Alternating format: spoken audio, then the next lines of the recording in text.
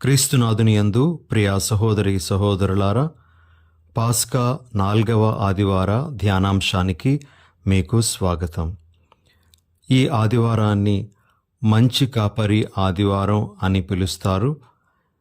ఇదే ఆదివారం నాడు దైవ పిలుపుల కొరకు ప్రార్థన చేయమని కూడా మన శ్రీసభ మనకు పిలుపునిస్తూ ఉంది. ఈ దినాన మనం ఆలకించే దివ్య గ్రంథ పఠనాలను ఆధారంగా చేసుకొని దేవుని యొక్క సందేశాలను మనము స్వీకరించడానికి ప్రయత్నం చేద్దాం. ఈనాటి సువార్త పఠనము యోహాను సువార్త 10వ అధ్యాయము 27 నుండి 30 వరకు ఉన్న వచనాల నుండి గ్రహింపబడింది. ఈ సువార్త పఠనంలో యేసు ప్రభు తనను అనుసరించేటువంటి గొర్రెల యొక్క 2 ముఖ్యమైనటువంటి లక్షణాలను బోధిస్తూ ఉన్నారు. ఆ లక్షణాలను గురించి తెలుసుకునే ముందు 1-2 సంఘటనలను మనము ముందుగా ధ్యానించడానికి ప్రయత్నం చేద్దాం. మొదటిగా ప్రియ సహోదరి సహోదరులారా, ఒకసారి ఒక వ్యక్తి కొంతమంది అమ్మగారులను ఇంటర్వ్యూ చేయడానికి వారి దగ్గరకు వెళ్ళడం జరిగింది. అతడు ఆ అమ్మగారులతో మాట్లాడుతూ, మీరు చాలా సమయాన్ని ప్రార్థనలో గడుపుతారు కదా, మరి మీరు ప్రార్థనకు కూర్చునేటప్పుడు దేవునితో ఏం మాట్లాడతారు, ఏం చెప్తారు అని అడుగుతాడు. దానికి సమాధానంగా ఆ అమ్మగారులు, మేము ప్రార్థనకు కూర్చునేటప్పుడు ఏమీ దేవునితో చెప్పము, మేము వింటాం, ఆయన మాకేం చెప్తున్నాడో మేము వింటాం అని అమ్మగారులు చెప్పడం జరుగుతుంది. వెంటనే ఆ ఇంటర్వ్యూ చేసినటువంటి వ్యక్తి, మరి దేవుడు మీకేం చెప్తాడు అని అడిగినప్పుడు ఆ అమ్మగారులు చెప్పినటువంటి మాట ఏమిటంటే, దేవుడు మాకేమీ చెప్పడు, ఆయన వింటాడు అని వారు సమాధానం చెప్పడం జరుగుతుంది. ఈ విధంగా వినడం అనేటువంటిది ఎంత ముఖ్యమైనటువంటి విషయమో ఆ అమ్మగారుల యొక్క సమాధానం ద్వారా మనకు తెలుస్తూ ఉంది. ఇంకొక 2 సంఘటనలను మీ ముందు ఉంచాలనుకుంటూ ఉన్నాను. మొట్టమొదటిది పునీత మదర్ తెరేసమ్మ గారి యొక్క జీవితంలో జరిగినటువంటి సంఘటన. అందరికీ ఇది తెలిసినటువంటి సంఘటనే అయినప్పటికీ ఇది సందర్భం కాబట్టి మరొకసారి మనము ఆ ఘట్టాన్ని జ్ఞాపకం చేసుకుందాం. మదర్ తెరేసమ్మ గారు సెప్టెంబర్ నెలలో 1946వ సంవత్సరంలో ఒక ట్రైన్ ఎక్కి కోల్కతా నుండి డార్జిలింగ్కి ప్రయాణమవుతూ ఉండేటప్పుడు ఆమెకు దేవుని యొక్క స్వరం వినబడుతుంది. ఆ స్వరం ఏం చెప్తుంది అంటే, నువ్వు ఇప్పుడు జీవిస్తున్నటువంటి జీవితంలా కాకుండా నా కొరకు ఇంకొక జీవితాన్ని జీవించాలి. అదేమిటి అంటే, అతి పేదలైనటువంటి వారికి నువ్వు సేవ చేయడానికి ముందుకు వెళ్ళాలి అని ఆ స్వరం చెప్తుంది. మరి మదర్ తెరేసమ్మ గారు ఈ స్వరాన్ని విని తన యొక్క జీవితాన్ని పూర్తిగా మార్చుకోవడానికి ఆమె ప్రయత్నం చేస్తారు. అంతవరకు ఒక టీచర్గా తన యొక్క సేవలు కొనసాగిస్తున్నటువంటి ఆమె ఆ టీచర్ వృత్తికి స్వస్తి పలికి మరి కోల్కతా నగరంలోనూ ఆ పరిసర ప్రాంతాల్లోనూ అతి పేదలైనటువంటి వారికి, దిక్కుమొక్కు లేనటువంటి వారికి సేవలు చేయడానికి ముందుకు రావడం అనేటువంటిది జరుగుతుంది. మదర్ తెరేసమ్మ గారు 1950వ సంవత్సరంలో మిషనరీస్ ఆఫ్ చారిటీ అనేటువంటి ఆ సంస్థను కూడా స్థాపించి ఆ సంస్థ ద్వారా ఇంకా ఎంతోమంది నిరుపేదలకు బాసటగా నిలబడినట్లుగా మనము గ్రహించగలము. ఇది ఒక ముఖ్యమైనటువంటి ఘట్టము. ప్రియ సహోదరి సహోదరులారా, మదర్ తెరేసమ్మ గారు స్వరాన్ని, దేవుని యొక్క మాటను విన్నటువంటి సందర్భం. ఇంకొక సంఘటన కూడా మనము ఈ సందర్భంలో జ్ఞాపకం చేసుకుందాం. మనలో చాలామందికి పునీత ఫ్రాన్సిస్ అసిసి వారి యొక్క జీవితం గురించి తెలుసు. పునీత ఫ్రాన్సిస్ అసిసి గారి యొక్క జీవితంలో జరిగినటువంటి ఒక సంఘటన ఏమిటి అంటే, ఆయన ఒకసారి పునీత దమియన్ గారి దేవాలయంలో ప్రార్థన చేస్తూ ఉండగా ఆ దేవాలయంలో ఉండేటువంటి శిలువ స్వరూపము నుండి ఒక స్వరాన్ని ఆయన వింటారు. ఆ స్వరం ఏం చెప్తూ ఉంది అంటే, శిథిలావస్థలో ఉన్న నా దేవాలయాన్ని పునర్నిర్మించు అనేటువంటి స్వరం. ఫ్రాన్సిస్ అసిస్ వారు ఆ స్వరాన్ని విని అప్పటికి శిథిలావస్థలో ఉన్నటువంటి ఆ దేవాలయాన్ని పునర్నిర్మించడానికి శాయశక్తులా ప్రయత్నం చేస్తారు. ఆ ఆలయాన్ని పునర్నిర్మాణం చేస్తారు. అయితే తర్వాత ఆయన గ్రహించినటువంటి విషయం ఏమిటి అంటే, సిలువలో వేలాడుతున్నటువంటి యేసు ప్రభు తనను బాగు చేయమన్నది ఆ భౌతిక దేవాలయాన్ని మాత్రమే కాకుండా సంఘము అనేటువంటి ఆలయాన్ని కూడా బాగు చేయమని కోరినట్లుగా ఆయన గ్రహించడం జరుగుతుంది. ఈ విధంగా పునీత ఫ్రాన్సిస్ అసిసి వారు కూడా దేవుని యొక్క స్వరాన్ని విని మరి దేవుని యొక్క బాటలో నడిచినట్లుగా ఈ సంఘటన మనకు తెలియజేస్తుంది. ప్రియులకు సహోదరి సహోదరులారా, ఈరోజు మనం ఆలకించినటువంటి సువార్త పఠనంలో నేను ఇందాకలా తెలియజేసినట్లుగా గొర్రెల యొక్క 2 ముఖ్యమైనటువంటి లక్షణాలను యేసు ప్రభు మనకు వివరిస్తూ ఉన్నారు. అందులో మొదటి లక్షణం ఏమిటి అంటే, ప్రభు మాటల్లో నా గొర్రెలు నా స్వరమును వినును అనేటువంటి మాట.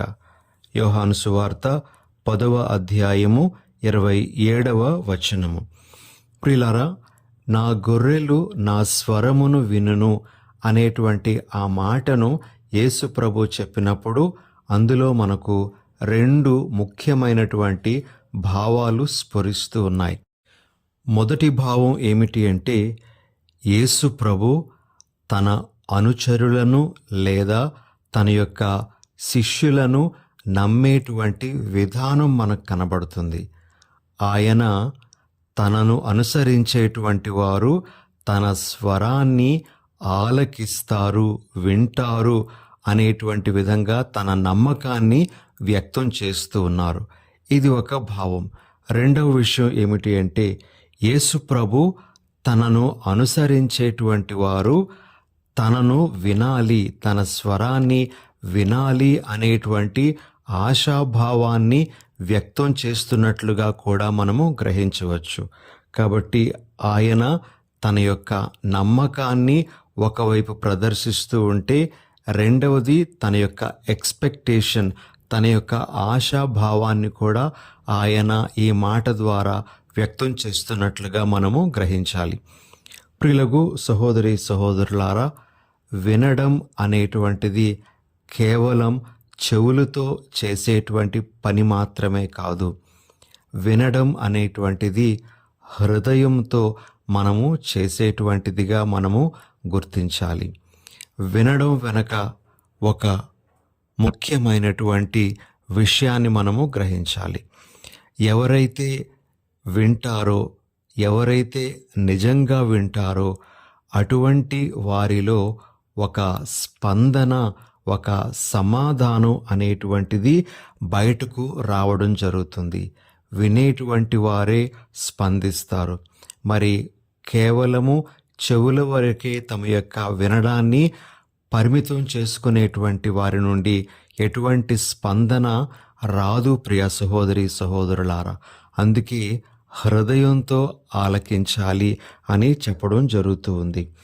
మరి యేసుని యొక్క స్వరాన్ని మనము ఎలా వినగలము అంటే, మనందరికీ తెలిసినట్లుగా పరిశుద్ధ గ్రంథము యేసు ప్రభు మనతో మాట్లాడేటువంటి ఒక గొప్ప సాధనం.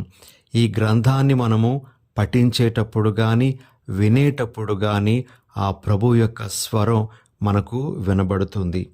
అదేవిధంగా మనము ప్రేరణాత్మకమైనటువంటి ప్రసంగాలను ఆలకించేటప్పుడు కూడా ఆ ప్రసంగాల ద్వారా కూడా దేవుని యొక్క స్వరం మనకు వినబడుతుంది. అదేవిధంగా ప్రియ సహోదరి సహోదరులారా, ఒక మంచి గ్రంథాన్ని మనము చదివేటప్పుడు కూడా ఆ గ్రంథంలో ఉండేటువంటి విషయాల ద్వారా ప్రభు మనతో మాట్లాడుతూ ఉంటారు. ఇంకా మనము ముందుకు వెళ్తే మంచి వ్యక్తుల ద్వారా, వారు పలికేటువంటి మాటల ద్వారా, వారి జీవిత విధానం ద్వారా కూడా ప్రభు మనతో మాట్లాడుతూ ఉంటారు. ఈ విధంగా మనకు ప్రేరణ ఇస్తున్నటువంటి ఈ విషయాలన్నింటినీ మనము పరిగణనలోకి తీసుకొని ప్రభు యొక్క స్వరాన్ని వినాలి. అలా ప్రభు యొక్క స్వరాన్ని మనము వినడం ద్వారా మన విధేయతను మనము వ్యక్తం చేయడం మాత్రమే కాకుండా మన జీవితాలను కూడా బాగు చేసుకునేటువంటి వాళ్ళమవుతాము. అంతేకాకుండా మనలను పిలుస్తున్నటువంటి ఆ ప్రభువును మనము సంతోషపరిచేటువంటి వాళ్ళంగా కూడా మారుతాం. కాబట్టి గొర్రెల యొక్క మొదటి లక్షణము వినడం. ఈ వినడం అనేటువంటిది మనందరము కూడా అలవాటు చేసుకోవాలి అని ప్రభు ఈరోజు మనకు తన యొక్క సందేశంగా ఇస్తూ ఉన్నారు. ప్రియ సహోదరి సహోదరులారా, ఇక రెండవ విషయం, గొర్రెలలో కనబడేటువంటిది ఏమిటి అంటే, యేసు ప్రభు యొక్క మాటల్లో మనము చూస్తే యోహాను సువార్త 10వ అధ్యాయము 27వ వచనంలోని చివరి భాగంలో మనము ఈ విధంగా వింటాం, అవి నన్ను వెంబడించును అని. యేసు ప్రభు చెప్తూ ఉన్నారు, గొర్రెల యొక్క రెండవ లక్షణము అవి తనను వెంబడిస్తాయి అని. యేసు ప్రభు యొక్క అనుచరులు, యేసు ప్రభు యొక్క శిష్యులు ఆయనను వెంబడిస్తారు అనేటువంటి లక్షణాన్ని ప్రభు ఇక్కడ తెలియజేస్తూ ఉండగా, వెంబడించడం అనేటువంటిది మనకు తెలియజేసేటువంటి విషయం ఏమిటి అంటే, మొదటిగా ఎవరెవరైతే యేసు ప్రభు యొక్క నిజమైన శిష్యులుగా ఆయనను వెంబడిస్తారో వారు యేసులా తమ జీవితాన్ని జీవించటానికి ప్రయత్నం చేస్తారు. యేసును తమ యొక్క గొప్ప ఆదర్శంగా తమ ముందు ఉంచుకొని ఆయనలా ఉండడానికి ప్రయత్నం చేస్తారు. ముఖ్యంగా యేసులాగనే క్షమించటానికి, కారుణ్యాన్ని ప్రదర్శించటానికి, ప్రేమను అందించటానికి వారు ముందుకు వస్తారు. అన్నిటికంటే ముఖ్యంగా యేసు వలె ప్రార్థనా జీవితానికి వారు చాలా గొప్పదైనటువంటి స్థానాన్ని తమ జీవితంలో ఇవ్వడం జరుగుతుంది. కాబట్టి ప్రియ సహోదరి సహోదరులారా, నా గొర్రెలు నన్ను వెంబడించును అని ప్రభు చెప్పేటప్పుడు ప్రభువులాగానే మనం కూడా ఆయనను పోలి జీవించటానికి ప్రయత్నిస్తామని, మరి ముఖ్యంగా ఆయన వలె ప్రార్థనకు అత్యున్నతమైనటువంటి స్థానాన్ని మనం ఇస్తాము అని ప్రభు మనకు తెలియజేస్తూ ఉన్నారు. మరి ఇందులో రెండవ అంశం ఏమిటి అంటే, నా గొర్రెలు నన్ను వెంబడించును అని చెప్పేటప్పుడు యేసు ప్రభు ఏమంటూ ఉన్నారంటే, తనను అనుసరించేటువంటి వారు తన మాట ప్రకారంగా జీవిస్తారు అని కూడా ప్రభువు తెలియజేస్తూ ఉన్నారు. మరి సాధారణంగా మనం చూస్తాము, ఒక కాపరి గొర్రెలకు ముందుగా నడుస్తాడు, కొన్నిసార్లు గొర్రెలకు మధ్యలో ఉంటాడు, మరికొన్నిసార్లు గొర్రెలకు చివరన ఉండడం జరుగుతుంది. ఇవన్నీ కూడాను యేసు ప్రభు మనకు ముందు, మన మధ్యలోన ఉంటూ, మన చివరన ఉంటూ తన యొక్క మాటలను మనకు వినిపిస్తూ ఉంటాడు అనేటువంటి విషయాన్ని మనకు బోధిస్తూ ఉండగా, మనము ఆయన మాట ప్రకారంగా నడుచుకుంటే మనము దారి తప్పిపోము అనే విషయాన్ని ప్రభు మనకు తెలియజేస్తూ ఉన్నారు. ఎప్పటికప్పుడు ఎలా మనము జీవించాలో ఆ ప్రభు యొక్క మాటలు మనకు వస్తూనే ఉంటాయి. మనము ఆ ప్రభు యొక్క మాట ప్రకారంగా నడుచుకుంటే ఎప్పటికీ కూడా మనము తప్పిపోము అనే విషయాన్ని ప్రభు చెప్తున్నారు. కాబట్టి నా గొర్రెలు నన్ను వెంబడించును అని ప్రభు చెప్పేటప్పుడు మనము గ్రహించాల్సిన రెండవ భావం ఏమిటి అంటే, ఆ గొర్రెలు యేసు మాటను జవదాటవు. యేసు మాట ప్రకారంగా నడుచుకుంటూ అవి పయనిస్తాయి. తద్వారా తమ జీవితంలో గొప్పదైనటువంటి భద్రతను, రక్షణను పొందుతాయి అని మనం గ్రహించాలి. ఇక ఈనాటి సువార్త పఠనం ద్వారా మనకు వచ్చేటువంటి ఇంకొక ముఖ్యమైనటువంటి సందేశం, 3వ సందేశం ఏమిటి అంటే, తన స్వరాన్ని వినేటువంటి గొర్రెలకు ఎటువంటి లాభం చేకూరుతుందో ప్రభు తన యొక్క మాటల్లో ఈనాటి సువార్త పఠనంలో బోధిస్తూ ఉన్నారు. మరి తన యొక్క స్వరాన్ని వినేటువంటి గొర్రెలకు ప్రభువు నిత్య జీవితాన్ని వాగ్దానం చేస్తూ ఉన్నారు. యోహాను సువార్త 10వ అధ్యాయము 28వ వచనం, నేను వానికి నిత్య జీవము ప్రసాదింతును. ప్రియ సహోదరి సహోదరులారా, ఈరోజు మనము 2వ పట్టణాన్ని దర్శన గ్రంథము 7వ అధ్యాయం నుండి ఆలకించి ఉన్నాము. 13, 14 వచనాలను మనము ఒకసారి ఆలకిస్తే మనకు అక్కడ ఒక మంచి సందేశము అర్థమవుతుంది. ఈ తెల్లని దుస్తులు ధరించిన వారు ఎవరు? వారు ఎట నుండి వచ్చిరి అని పెద్దలలో ఒకడు నన్ను ప్రశ్నించెను. అయ్యా, నీకే తెలియను అని నేను అంటిని. భయంకర హింసను సురక్షితముగా అధిగమించిన వారే ఈ వ్యక్తులు. గొర్రెపిల్ల రక్తముతో తమ వస్త్రములను క్షాళనమునర్చుకొని వానిని తెల్లవిగా చేసుకొనిరి. ప్రియమైన సహోదరి సహోదరులారా, మరి ధవళ వస్త్రదారులైనటువంటి ఆ జన సమూహము దేవుని యొక్క స్వరాన్ని, యేసు ప్రభు యొక్క స్వరాన్ని విని ఆ స్వరం ప్రకారంగా నడుచుకొని ఆ క్రమములో తమ యొక్క జీవితాలను కూడా త్యాగం చేసి తద్వారా వారు నిత్య జీవితానికి అర్హులయ్యారు అనే విషయాన్ని మనము ఇక్కడ గమనించవచ్చు. ప్రియ సహోదరి సహోదరులారా, మనము ఇక్కడ ఇంకొక మాటను కూడా వినగలము. 17వ వచనంలో ఈ విధంగా మనము చదువుతాం. ఏలైనా సింహాసనమునకు మధ్యనున్న గొర్రెపిల్ల వారికి కాపరియగును, వారిని జీవజలము వద్దకు తీసుకొని పోవును. జీవజలము అనేటువంటి ఆ మాట ఇక్కడ మనకు నిత్య జీవితం గురించినటువంటి విషయాన్ని బోధిస్తుంది. కాబట్టి ఏ గొర్రెలైతే ప్రభు స్వరాన్ని వింటాయో మరి ఆ గొర్రెలకు నిత్య జీవితం అనేటువంటిది వాగ్దానం చేయబడుతూ ఉంది. ప్రియమైన సహోదరి సహోదరులారా, యోహాను సువార్త 10వ అధ్యాయము 29వ వచనంలో మనము ఈ విధంగా వింటాం. వానిని నాకిచ్చిన తండ్రి అందరికంటే గొప్పవాడు కనుక వానిని నా తండ్రి చేతి నుండి ఎవడునూ అపహరింపలేడు. ఇది ఇంకొక గొప్పదైనటువంటి వాగ్దానం.